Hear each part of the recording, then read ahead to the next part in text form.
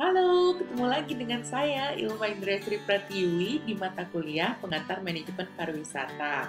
Hari ini kita masuk ke pertemuan keempat, akan membahas mengenai perencanaan dalam manajemen pariwisata dan hospitality.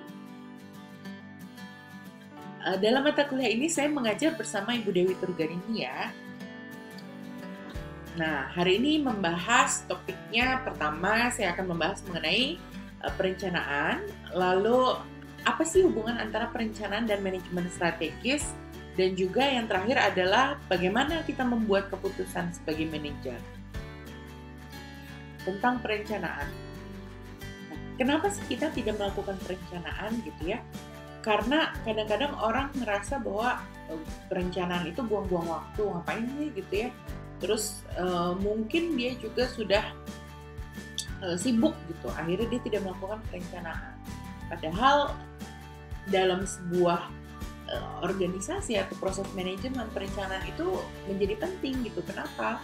Kan kita punya sumber daya yang terbatas, dan misalnya minimal aja sumber daya kita yang terbatas adalah waktu. Jadi kita memang harus merencanakan gitu waktu kita supaya lebih efisien, efektif dalam mencapai tujuan kita. Nah, misalnya nih, kan kalian kan ya baru kuliah nih di semester 1.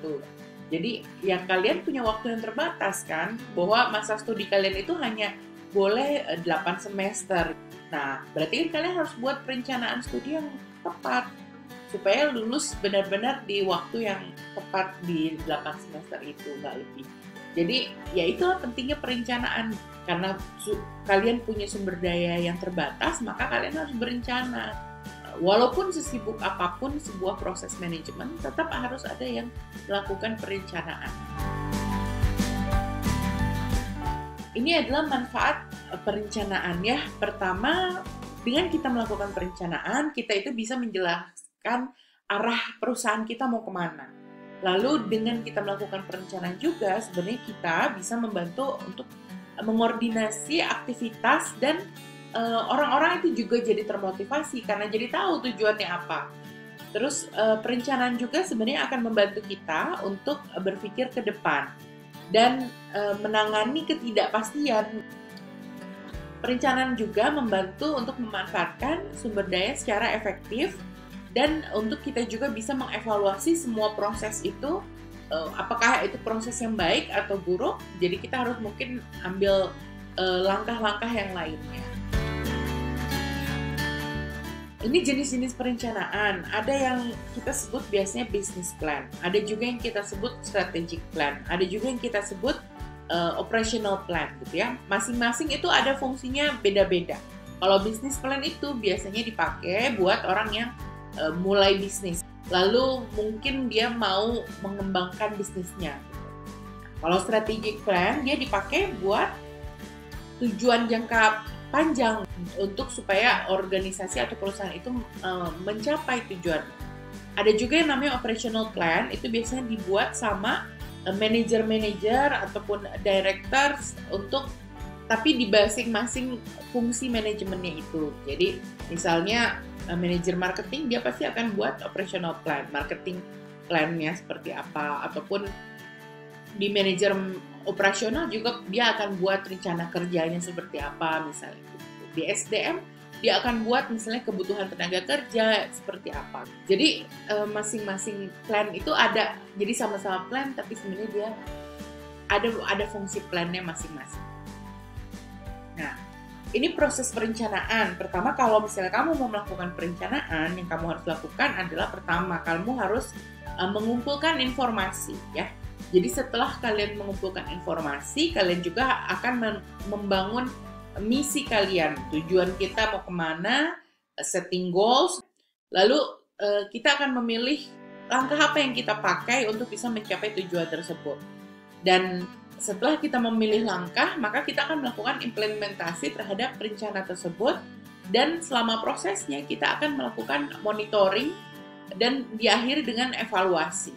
Hasil evaluasi ini akan lagi menjadi masukan buat informasi langkah-langkah selanjutnya. Begitulah terus sebenarnya proses perencanaan itu bisa dilakukan.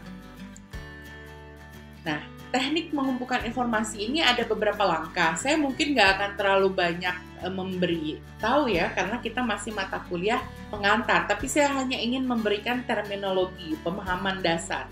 Pertama misalnya SWOT analysis. SWOT analysis ini adalah analisis kekuatan, kelemahan, peluang, dan tantangan.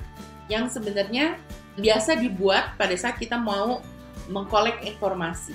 Ini sebenarnya kita melakukan SWOT analysis ini untuk menganalisis lingkungan eksternal dan internal dari perusahaan kita. Yang kedua adalah critical success factor analysis.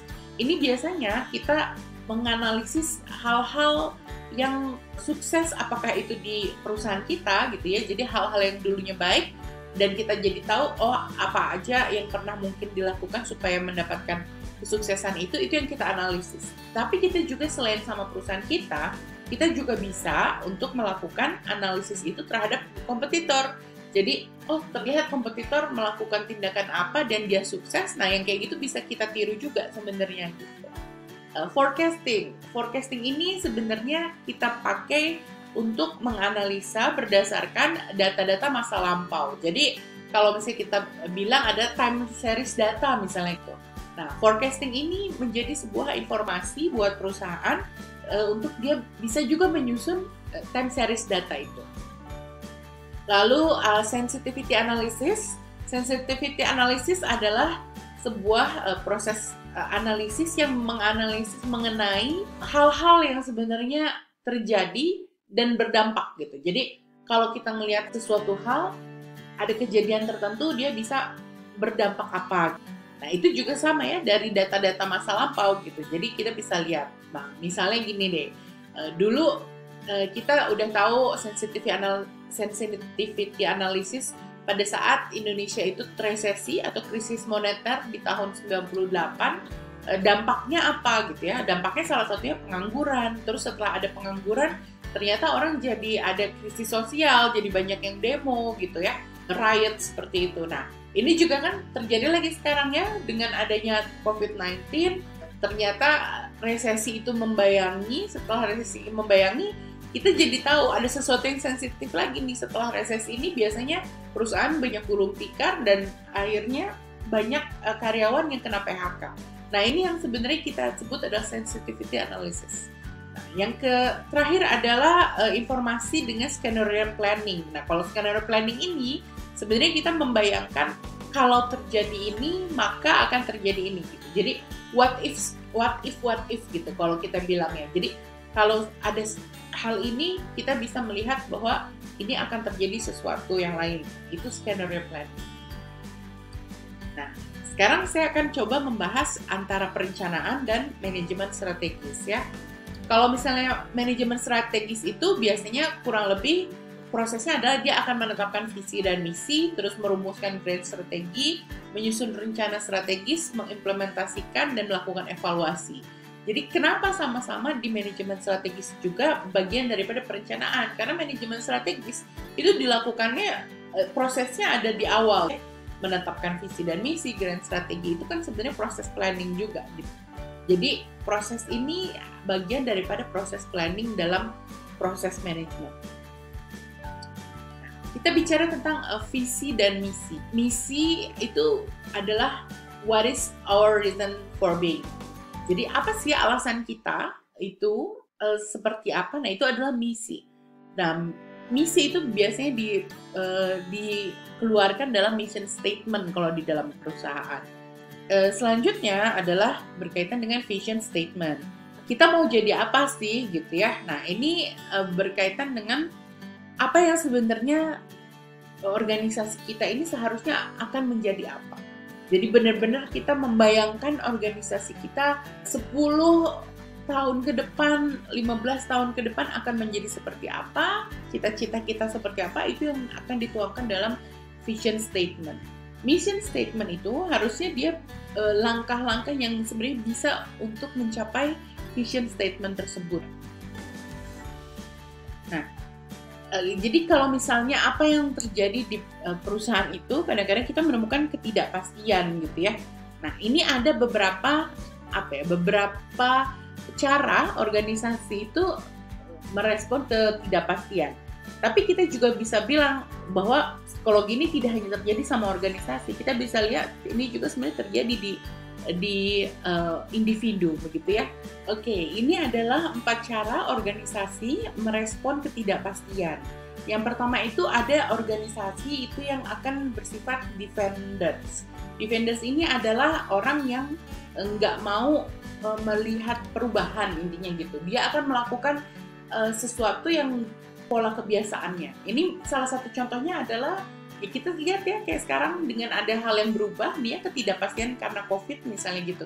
Orang banyak yang nggak mau pakai masker gitu. Nah, secara psikologi banyak juga perusahaan yang seperti itu gitu ya. Dia nggak mau beradaptasi karena dia merasa apa yang dia lakukan itu sudah cukup baik. Jadi dia nggak mau ambil resiko, dia akan tetap pada kebiasaannya. Ada juga yang karakternya prospectors. Kalau prospectors ini dia adalah yang mau mengambil resiko gitu. Jadi dia akan maju duluan mengambil resiko untuk beradaptasi gitu ya. Jadi ini adalah jenis organisasi yang dia mau risk taking. Ada yang ketiga adalah yang typical analyzers. Kalau yang analyzers ini adalah tipikal organisasi yang akan merespon itu kalau dia melihat ada orang lain yang sudah sukses. Jadi dia akan menunggu orang lain itu yang maju duluan, terus kalau misalnya kan kadang-kadang maju duluan dia butuh inovasi gitu ya, belum tentu inovasinya itu sukses gitu. Yang analyzers ini dia akan menunggu sampai ada orang lain yang melakukan kesuksesan itu. Yang terakhir adalah typical reactors. Reactors ini tipikalnya adalah saya nggak akan mau berubah kalau memang belum ada hal yang merugikan buat perusahaan saya gitu. Jadi itu tipikal yang reactors. Ini kita bisa lihat bahwa sebenarnya untuk tiap-tiap tahapan perencanaan itu berbeda-beda. Jadi tiap level manajemen itu akan punya strategic plan yang beda-beda. Jadi yang pertama adalah top management.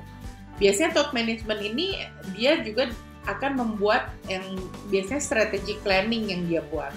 Terus kalau di middle management itu biasanya dia buat tactical planning. Kalau misalnya di first line management itu dia biasanya lebih buat operational planning seperti itu. Dan kita juga bisa lihat bahwa kayak strategic planning itu biasanya berfungsi 1-5 tahun. Kalau tactical planning itu biasanya 6 bulan sampai 2 tahun. Sedangkan kalau operational planning itu biasanya hanya 1 tahun dia buatnya. Ini kita akan bicara mengenai goals atau tujuan gitu ya, target seperti itu. Nah, goals itu juga macam-macam ternyata. Dia ada yang karena tadi planningnya juga macam-macam, maka goalsnya juga akan macam-macam. Ada yang strategic, ada yang tactical, ada yang operational goals. Ini kita bisa sebut ini adalah hierarchy of goals. Nah, masing-masing juga dia akan berbeda. Ini ada yang disebut SMART goals. Kalau kita lihat nih ada specific, measurable, attainable, rewarded, dan time. Itu kalau kita lihat tulisannya SMART gitu. Jadi SMART goals ini yang memang harus dilakukan. Pertama, goals itu harus jelas, harus fokus gitu ya, harus nggak macem-macem, jadi spesifik. Kedua adalah measurable. Goals itu harus bisa terukur. Jadi nggak bisa tuh goals yang tidak terukur ya, itu bukan goals namanya. Terus attainable. Attainable itu goals harus bisa memotivasi orang untuk ingin mencapainya. Terus kalau rewarded itu adalah goals itu nggak boleh terlalu banyak, kita harus pilih beberapa misalnya. Dan sifatnya adalah result oriented gitu. Jadi yang supaya selalu bisa dicapai dan bisa memotivasi gitu ya tujuannya. Yang terakhir adalah goals itu harus time atau dia harus bisa dicapai dalam waktu, dalam target tanggal tertentu gitu. Jadi goals itu harus berhubungan dengan itu gitu. Nah, ini kita bisa lihat bahwa planning control circle itu punya beda ya. Jadi ada satu adalah to planning steps gitu ya, satu lagi control steps. Kalau misalnya planning steps itu pertama adalah dia akan membuat membuat rencananya, lalu akan bagaimana rencana itu dia aplikasi, dan selanjutnya itu dia masuknya ke control step. Gimana rencana itu dilakukan dan akhirnya bisa berhubungan dengan goals kita. Ini tadi kita bicara juga strategic planning. Kalau misalnya strategic planning itu intinya ya kita menyusun rencana yang memang secara jangka panjang yang akan menjadi arah daripada perusahaan kita. Kenapa sih kita melakukan strategic management dan strategic planning? Nah, bahwa pertama supaya kita itu bisa menciptakan arah buat perusahaan kita sama creating momentum. Kenapa creating momentum? Itu adalah dengan itu goals kita itu akan menciptakan momentum keberhasilan buat perusahaan kita ya, dan itu yang akan memotivasi karyawan kita juga, memotivasi kita juga sebagai pengusahanya gitu ya, leader daripada si organisasi itu. Terus dengan kita membuat strategic management dan strategic planning, sebenarnya kita juga akan dapat ide-ide baru karena kita akan melakukan analisis kan gitu. Jadi dari analisis itu yang sebenarnya menciptakan si ide-ide baru itu. Lalu setelah kita bisa menganalisis itu, sebenarnya kita jadi tahu kita tuh punya kelebihan apa sih dibanding kompetitor misalnya gitu ya. Dan kelebihan ini kalau kita bilang kan competitive advantage itu adalah kelebihan kita, kekuatan kita gitu ketimbang sama si pesaing misalnya itu. Dan kekuatan ini yang akan terus kita bina gitu ya supaya tambah kuat lagi yang akan menciptakan sustainable competitive advantage. Ini juga berhubungan dengan strategic positioning. Dengan kita mengalihkan analisa seperti itu, kita jadi tahu sebenarnya kita bedanya sama pesaing seperti apa dan jenis market apa yang sebenarnya kita ingin serve, market apa yang kita ingin layani. Makanya strategic monitoring itu sebenarnya supaya kita dapat sustainable competitive advantage itu gitu, dengan kita melayani, dengan kita punya segmen sendiri aja gitu. Jadi kita juga nggak terlalu berpikir kompetitor kita seperti apa karena kita udah punya keunggulan bersaing itu. Tadi ya kita bilang proses manajemen strategis tadi juga udah. Hanya ini ada model yang sedikit berbeda dan ini model yang relatif sering dipakai. Pertama, kita akan melakukan identifikasi terhadap visi misi perusahaan, termasuk goals-nya, terus strategi yang mau dipakai itu seperti apa. Tapi ini juga ada, biasanya orang akan melakukan analisis eksternal internal ini sebelum dia menyusun visi misi ini gitu ya. Jadi visi misi ini bisa dibuat setelah orang melakukan analisis ini. Lalu akan dibuat strateginya, dia akan memformulasikan strateginya, lalu dia akan melakukan implementasi terhadap strateginya, dan terakhir dia akan melakukan evaluasi gitu, terhadap hasil suatu proses ini. 3 jenis strategi. Ada strategi yang disebutnya growth strategi, ada juga yang disebut stability strategi, ada juga yang disebut defensive strategi. Bedanya apa? Strategi-strategi ini akan dipakai kalau dalam kondisi-kondisi lingkungan eksternal yang berbeda-beda. Misalnya atau kondisi perusahaan juga yang mempengaruhi. Kalau growth strategi kita ambil pada saat kondisi perusahaan kita baik-baik saja gitu ya. Secara penjualan dia masih terus berkembang, market share berkembang, maka dia akan terus melakukan growth strategi. Kalau dia terus berkembang artinya kan pasarnya masih ada terus. Artinya mungkin dia akan melakukan ekspansi pasar. Dia akan nambah pegawai juga karena dia pasti akan nambah produksi. Lalu stability strategi itu kalau kita pakai kalau misalnya penjualan itu tetap ada tapi market share nggak nambah gitu ya. Jadi ya udah kita ngelakuin seperti ini aja terus gitu. Sama yang terakhir ada defensive strategi, itu pada saat kita ngerasa kok market share kita makin lama makin berkurang ya. Nah itu yang kita akan melakukan defensive strategi. Growth strategi. Pertama adalah intinya strategi ini dilakukan kalau supaya kita lebih banyak yang memakai produk kita. Ini bisa juga bentuknya misalnya dia menambah lini produk misalnya. Atau dia juga bukan hanya dia selalu membuka usaha baru ya, dia bisa konsepnya adalah untuk menambah lini produk aja.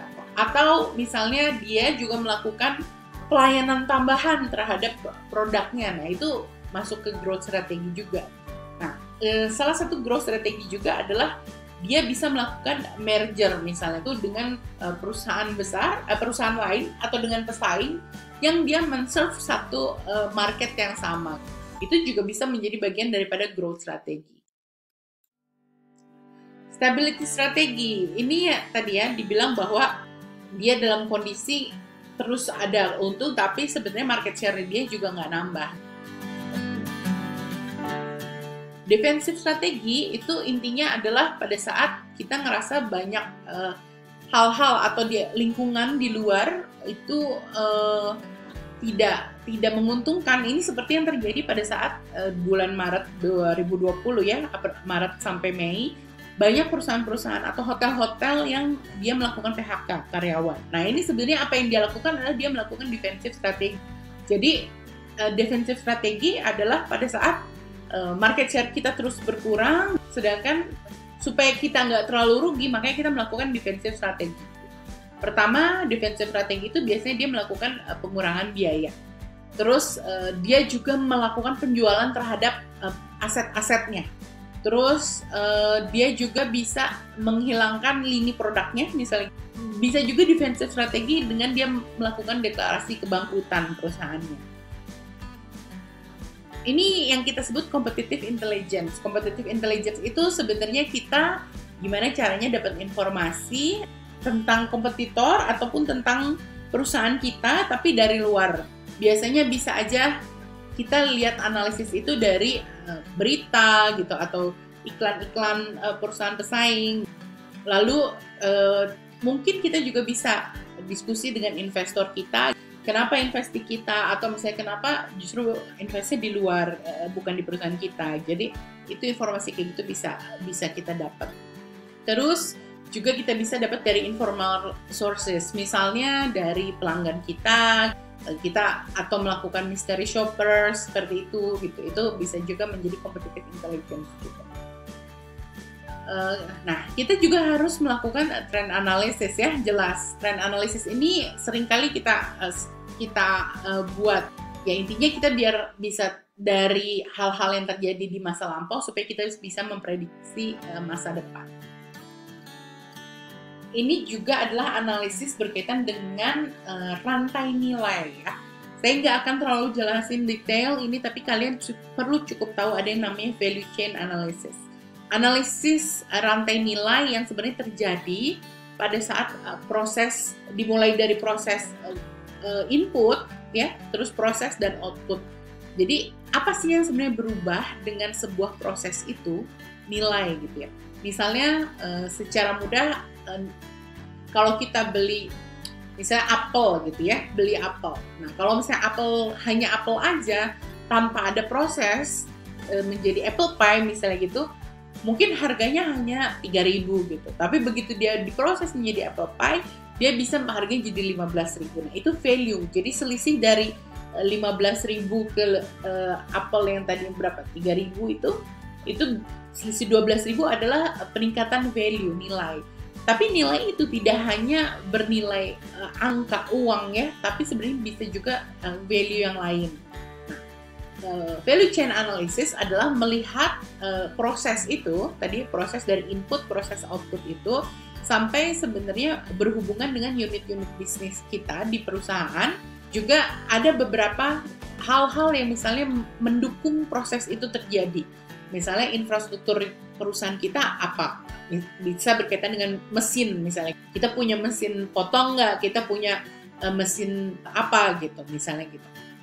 Berkaitan juga dengan orang yang memasaknya, human resource management. Berkaitan juga dengan teknologi yang kita pakai. Pada saat misalnya pakai oven atau apa, kita pakai timer atau apakah mesin kita ini memang udah digital misalnya kayak gitu. Jadi berhubungan juga dengan teknologi, berhubungan juga dengan penyediaan bahan baku misalnya procurement. Jadi banyak sekali proses yang terjadi untuk bisa menciptakan nilai, rantai nilai yang baik. Nah, itu yang disebut di ujungnya adalah margin. Jadi semakin baik rantai nilainya, maka margin kita semakin banyak. Kenapa? Karena sebenarnya masing-masing daripada aktivitas-aktivitas perusahaan ini yang termasuk di dalam proses, ini tuh ada biaya-biaya kan. Jadi kalau misalnya kita menganalisis rantai nilainya dan biayanya ini tinggi, berarti kan dia juga akan memperoleh margin yang kurang besar. Ini adalah SWOT analysis ya. Tadi saya juga bilang bahwa kita juga bisa melakukan SWOT analysis, tapi saya hanya akan brief singkat saja. SWOT analysis ini pertama adalah S-nya itu adalah strength atau kekuatan gitu ya. Weakness-nya itu adalah kelemahan, W. Opportunities itu adalah peluang dan threats itu adalah ancaman. Jadi kita harus bisa memetakan SWOT ini terhadap perusahaan kita kalau kita mau melakukan analisis perusahaan gitu ya, analisis eksternal dan analisis internal. Nah, kita juga bisa melakukan scenario planning dalam menyusun strategi itu dengan yaitu what if itu ya. Nah, ini adalah konsep strategi dalam proses menganalisa lingkungan kita juga perlu melakukan ini. Pertama adalah kita harus tahu siapa kompetitor kita. Jadi rivalry of among existing competitor adalah ini ya, jumlah kompetitor, terus seperti apa sih kompetitor kita, ini kita perlu ketahui. Terus kita juga harus tahu namanya bargaining power of supplier, kekuatan tawar dari supplier kita. Jadi orang yang memberikan barang ke kita itu juga sebenarnya bisa memberikan kekuatan bersaing gitu. Lalu adalah produk substitusi ya. Jadi kalau misalnya kita punya output produk yang ternyata bisa disubstitusi, ternyata itu juga mengancam terhadap kekuatan bersaing kita. Ancaman dari pendatang baru. Ancaman dari pendatang baru itu juga bisa mengancam perusahaan kita. Dan terakhir adalah bargaining power of buyers, gimana sebenarnya kekuatan tawar dari pembeli kita ini juga mempengaruhi kekuatan bersaing kita. Nah, ini ada juga jenis strategi yang namanya single product strategi. Nah, kalau single product strategi ini sebenarnya dia akan fokus terhadap membuat satu jenis produk untuk satu jenis pasar dan dia akan jual itu aja terus satu produk.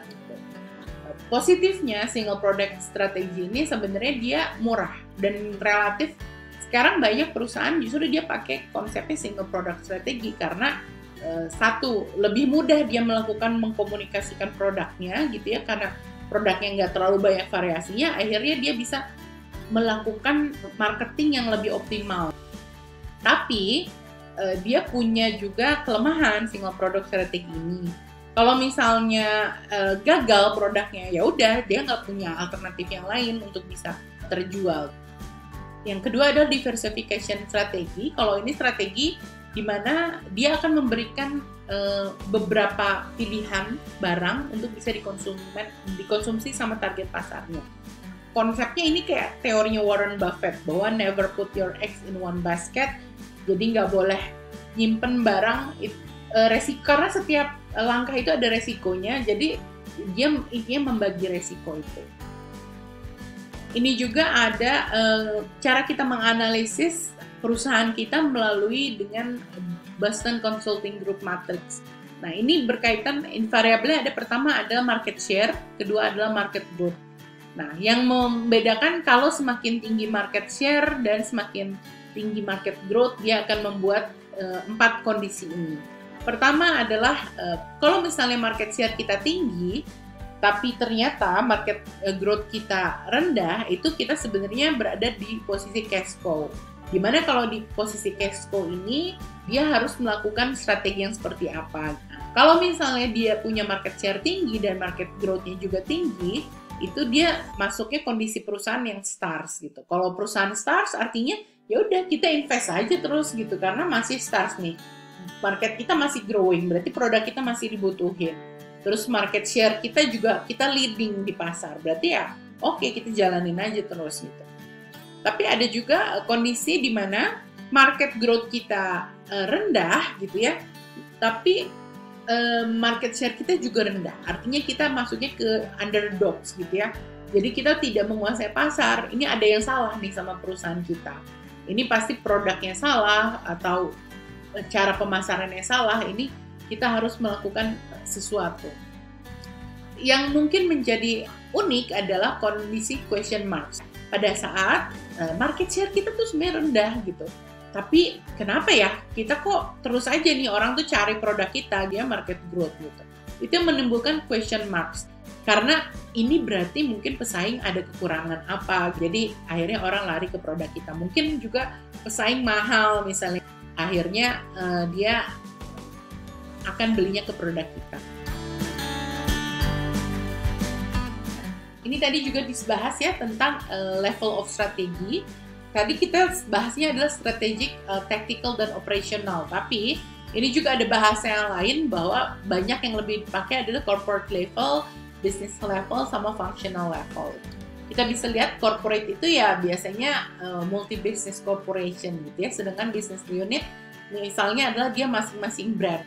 Di dalam masing-masing business unit dia pasti akan punya functional management ya gitu ya, jadi ada R&D-nya mungkin gitu, ada pemasarannya, ada yang lain. Nah, ini kalau kita lihat di corporate level strategi, bahwa kita bisa lihat kalau misalnya produk kita itu yang itu aja, sama market kita itu aja, maka yang kita lakukan adalah market penetration gitu, atau withdraw, itu justru kita keluar di pasar itu. Kalau produk kita ini punya yang baru produk gitu ya, tapi sebenarnya untuk pasar yang sama, itu kita akan mengambil produk atau service development strategi langkahnya. Terus kalau misalnya produk kita sih yang lama gitu ya, tapi kita yang ingin expand ke market baru, maka yang kita buat adalah strategi market development. Kalau misalnya ternyata produk kita ada yang baru dan kita ingin masuk ke pasar yang baru, maka ini yang kita lakukan adalah dengan kita melakukan diversifikasi. Nah, ini di business level gitu ya. Di business level ini adalah apa yang membedakan adalah competitive scope sama competitive advantage kita. Kalau ternyata secara competitive advantage kita yang kita ingin ambil adalah biayanya yang rendah aja deh, karena targetnya itu luas, maka yang kita lakukan adalah dengan kita melakukan cost leadership strateginya. Kalau misalnya kita ternyata setelah kita analisis competitive advantage kita dengan produk kita yang banyak variasinya, misalnya differentiation itu, lalu tapi yang mengkonsumsi produk kita ini juga luas juga, maka yang kita lakukan adalah strategi differentiation. Nah, kalau misalnya ternyata masing-masing kondisi ini, misalnya competitive advantage kita itu sebenarnya nggak terlalu, dan yang kita lakukan adalah biaya rendah, dan kita juga mau pasarnya yang sedikit aja lah karena kapasitas kita belum terlalu kuat misalnya gitu, maka yang kita lakukan adalah cost focus gitu. Tapi kalau misalnya ternyata yang kita lakukan adalah dengan kita memberikan bermacam pilihan misalnya, tapi sebenarnya untuk target pasar yang skopnya kecil-kecil, makanya ini yang disebut adalah differentiation focus yang dilakukan. Kita masuk ke dalam materi selanjutnya berkaitan dengan proses pembuatan keputusan ya. Nah, ini kita bisa lihat kalau misalnya kita membuat keputusan, ternyata itu bisa dilakukan oleh individu, oleh grup, organisasi, atau masyarakat gitu ya. Jadi keputusan itu bisa seperti itu. Nah, gimana sih sebenarnya sebuah proses pembuatan keputusan itu? Ada yang namanya jenis keputusan itu bisa program sama non-program gitu ya. Terus apa sih sebenarnya kondisi yang menciptakan keputusan itu? Mungkin karena adanya ketidakpastian, adanya hal yang pasti juga, adanya resiko, sama kebingungan, bias juga gitu ya, bisa terjadi. Terus bisa juga jenis model pembuatan keputusan itu bisa rasional sama non-rasional gitu ya. Tapi bisa juga dia sifatnya administratif, artinya ya udah dia membuat keputusan sesuai aja dengan hal yang memang terjadi gitu ya, yang pernah terjadi ya gitu-gitu aja keputusannya. Atau karena sifatnya politis gitu ya, intinya ya ini keputusannya udah dari top management misalnya gitu, itu politis banget. Terus juga yang terakhir berhubungan dengan ngedrop gitu ya, ngedrop proses pembuatan keputusan. Ini ada gaya-gaya orang membuat keputusan itu, ada yang autokratik, ada yang dia karakternya information seeking, ada yang karakternya dia akan melakukan consulting, ada yang negotiating sama delegate. Ini adalah apa aja yang kita lakukan dalam proses pembuatan keputusan. Pertama adalah dia akan melihat apa masalahnya dan apa peluangnya. Lalu dia akan menentukan tujuan-tujuannya seperti apa, dan beberapa tujuan itu akan dibuat prioritas misalnya gitu ya. Apa yang baik, mana yang kurang baik, lalu kenapa itu menjadi baik, itu tentunya ada di bobot gitu. Terus kita mau nyusun alternatif-alternatif begitu. Lalu alternatif itu akan dipilih begitu, dan kita akhirnya mengimplementasikan alternatif tersebut dan kita mengevaluasi. Nah, ini adalah berkaitan dengan proses orang membuat keputusan. Pertama yaitu tadi ya, dia akan mengidentifikasi problemnya, buat solusi alternatifnya, mengevaluasi, dan akhirnya dia melakukan implementasi. Ini proses yang rasional, tapi ternyata orang juga sebenarnya bisa aja dia buat keputusan yang nggak rasional. Kenapa gitu? Mungkin ada beberapa hal yang mempengaruhi. Ini biasanya kalau yang non-rasional ini dia bilang yang dulu juga udah bagus gitu ya, satisfactory is good enough gitu. Jadi ya sudahlah gitu, ngapain lagi kita membuat keputusan yang lain gitu. Gitu aja lah keputusan kita, jangan dirubah-rubah. Terus kalau yang incremental model itu, ini yang mungkin kita akan buat yang hal yang sebenarnya kita akan pecahkan itu justru hal yang paling sulit misalnya kayak gitu. Lalu kalau yang intuition model ini adalah yang menurut saya ini kayaknya baik deh gitu. Jadi itu adalah intuisi aja gitu. Dan ini nggak salah juga, kadang-kadang ada proses pembuatan keputusan yang non-rational ini justru berdasarkan pengalaman, tapi dia tidak dilakukan analisa gitu ya. Jadi ada intuisi-intuisi bisnis yang mungkin dia jadi tahu gitu untuk bisa membuat keputusan. Nah, ini hal-hal yang sebenarnya menjadi kenapa orang bisa melakukan non-rational decision making ya. Karena mungkin menurut dia ini ribet banget, kompleks. Terus bisa aja karena waktunya dia sibuk, terus uangnya dia juga nggak banyak gitu. Makanya dia melakukan ini, time and money constraint. Lalu mungkin juga ada perbedaan dalam pemahaman kognitif gitu. Jadi pengetahuan dia atau nilai-nilai dia, keahlian dia gitu. Akhirnya ya dia membuat keputusan ya udahlah gitu, kayak gitu aja. Terus ada juga informasi yang kurang sempurna gitu ya. Jadi dia kurang informasi sehingga dia jadi membuat keputusan yang nggak rasional gitu. Mungkin juga terlalu banyak informasi sampai dia bingung untuk menyeleksi gitu ya. Dan mungkin juga ada karena dia punya prioritas yang berbeda gitu ya. Dan mungkin ada goals yang konflik gitu ya antar level atau antar peer sama-sama itu, jadi sehingga keputusannya menjadi irasional. Tadi ada tipe keputusan itu berhubungan ada strategic level ya, atau di operational decision.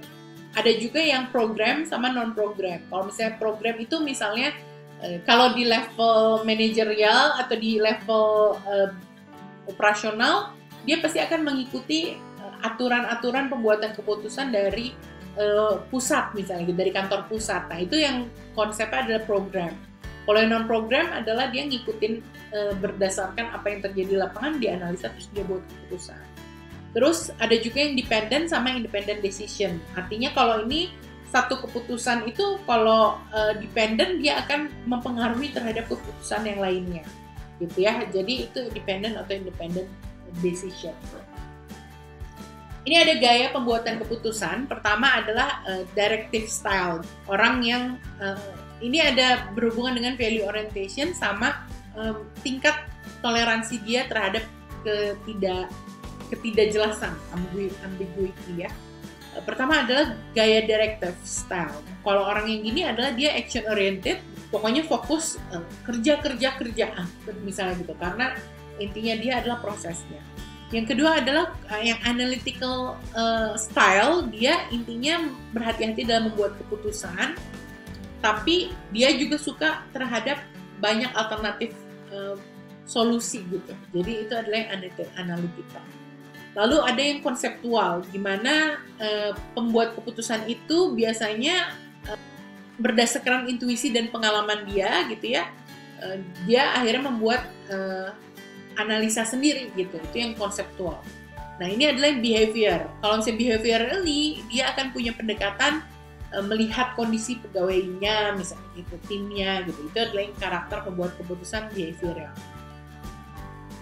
Kadang-kadang dalam membuat keputusan itu ada bias gitu. Bias nih misalnya pertama adalah yang namanya prior hypothesis bias. Dimana kalau ini ya itu tadi ya salah satunya kita ngerasa bahwa karena yang dulu udah sukses maka kita akan yang sekarang juga akan sukses juga dong gitu. Itu bias. Terus representativeness bias itu lebih ke arah satu hal itu digeneralisasi begitu. Lalu illusion of control. Illusion of control ini adalah bias kayak misalnya kalau waktu saya dulu memimpin restoran ini di kota mana saya sukses, makanya saya juga akan menerapkan hal yang sama misalnya gitu. Itu illusion of control.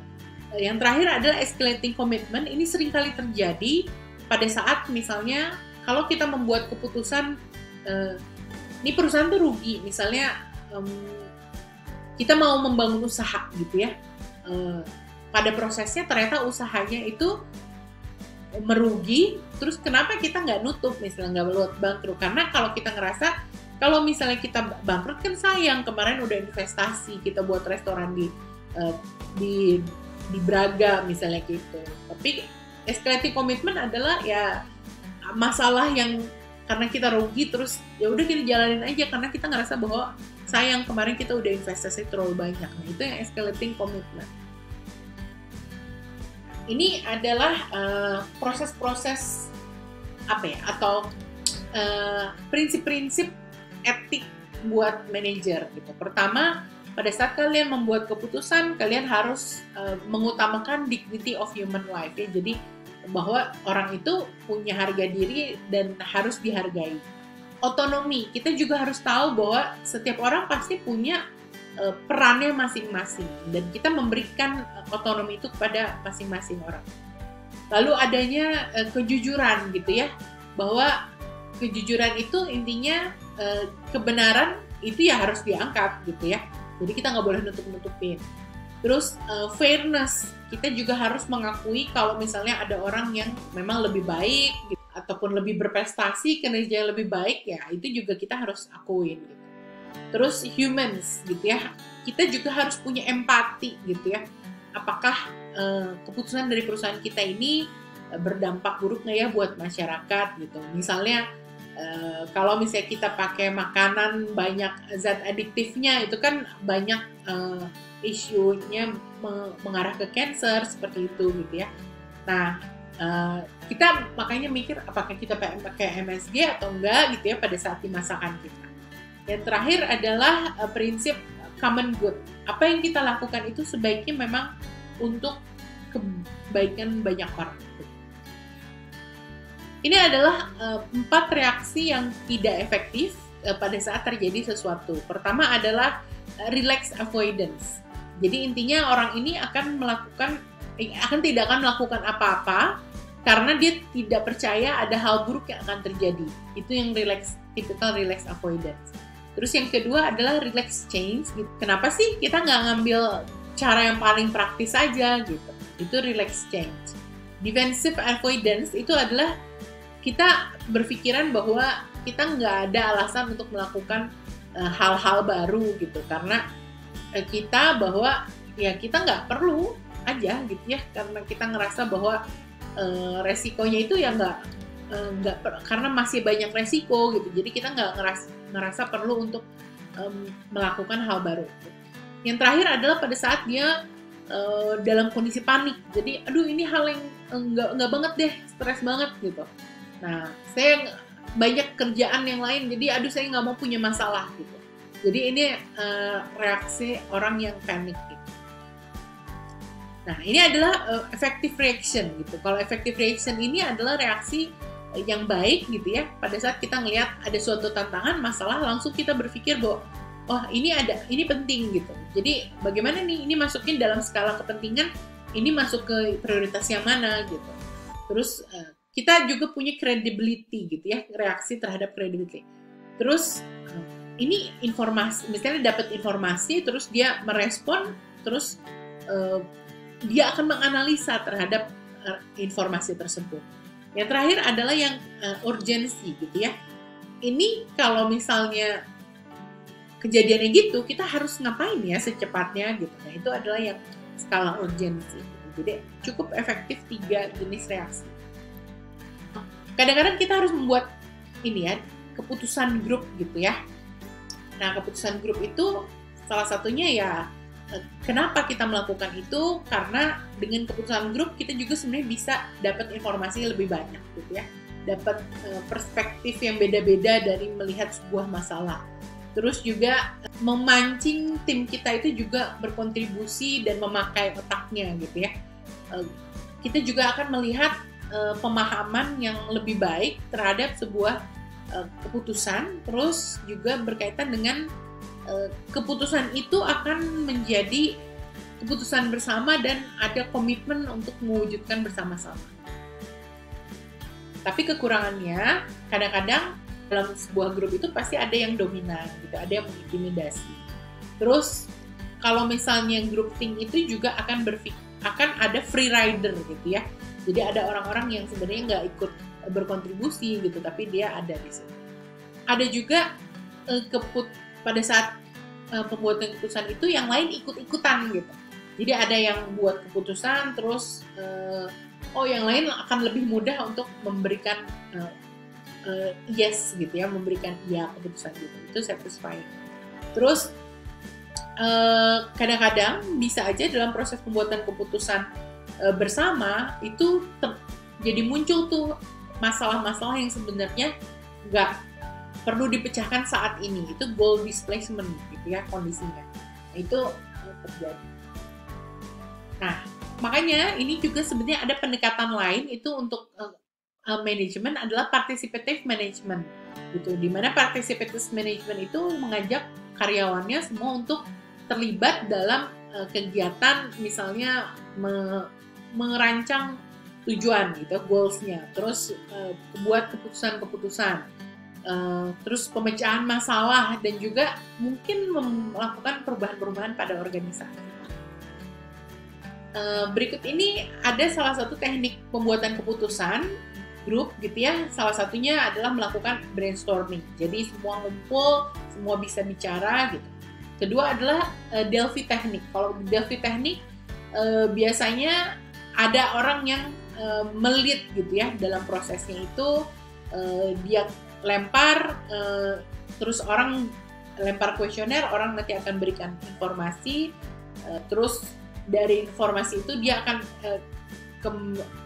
diproses lagi supaya akhirnya juga di review sama orang yang tenaga ahli misalnya seperti itu, atau di review sama si konsultannya. Yang terakhir adalah computer aided decision making. Ini adalah hampir mirip gitu ya, tapi dia menggunakan teknologi komputer untuk memproses gitu. Oke deh, berarti sudah sampai di akhir pertemuan ya. Di pertemuan keempat ini, terima kasih untuk waktunya. Kalau ada pertanyaan, kalian bisa hubungi saya melalui email, itu ilma.indriasri@upi.edu, ataupun nanti di Classroom, Google Classroom itu akan saya open buat pertanyaan.